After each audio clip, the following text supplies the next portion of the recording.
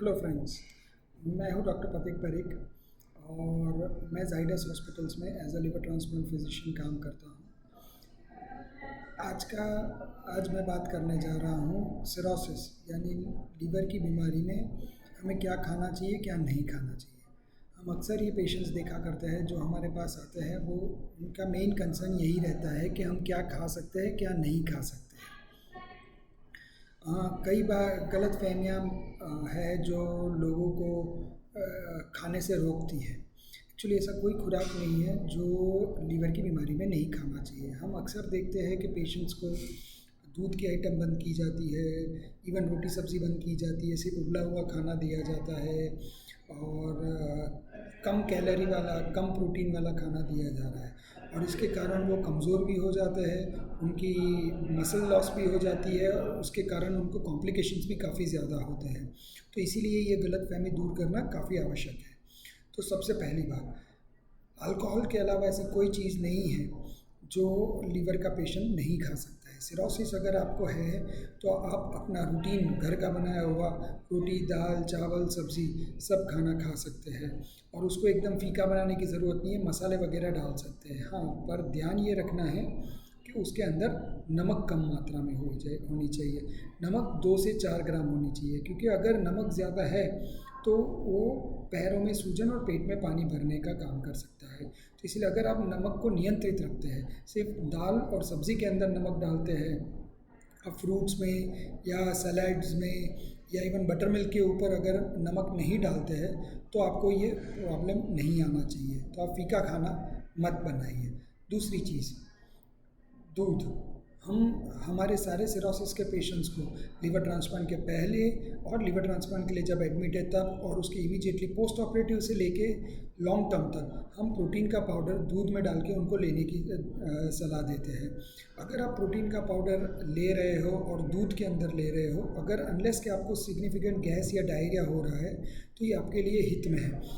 दूध हानिकारक सिरोसिस के पेशेंट्स में नहीं है, तो प्लीज़ दूध को बंद मत करिए। ऊपर से हम ये सलाह देते हैं कि अगर रात को सोने जाओ तो आखिर में, लास्ट में अगर प्रोटीन वाला दूध लेके सोते हैं तो पूरी रात भर उनको कैलोरीज मिली रहेगी और उनको कम कैलोरीज के कारण प्रोटीन का टूटना कम नहीं होगा, कम हो जाएगा। उसके अलावा नेक्स्ट कंसर्न है कि फ्रूट्स, क्या हम सब फ्रूट्स खा सकते हैं? हाँ, बिल्कुल, सब फ्रूट्स खा सकते हो। ऐसा कोई फ्रूट नहीं है जो आपको नहीं खाना चाहिए, अनलेस कि आपका पोटेशियम बढ़ रहा हो। आप हर फ्रूट खा सकते हो, फ्रूट में कोई आपत्ति नहीं है। सब्जियाँ, हर सब्जियाँ खा सकते हो। सब्ज़ी के अंदर कुछ भी ऐसी सब्ज़ी नहीं है जो आपको नहीं खानी चाहिए।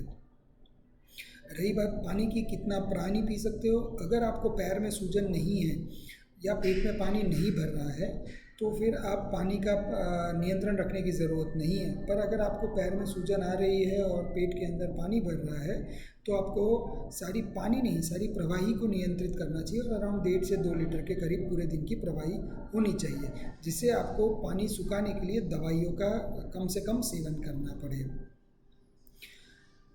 और अगर ज़रूरी बात यह है कि आप एक्सरसाइज करते रहिए, क्योंकि अगर आप प्रोटीन खा रहे हैं और अगर आप एक्सरसाइज नहीं कर पा रहे तो सारा प्रोटीन इस्तेमाल नहीं हो रहा है, वो सारा प्रोटीन वेस्ट हो रहा है और जितना डाइजेस्ट हो रहा है वो सारा फैट में कन्वर्ट हो जाएगा। तो आपको एक्सरसाइज भी करते रहना चाहिए।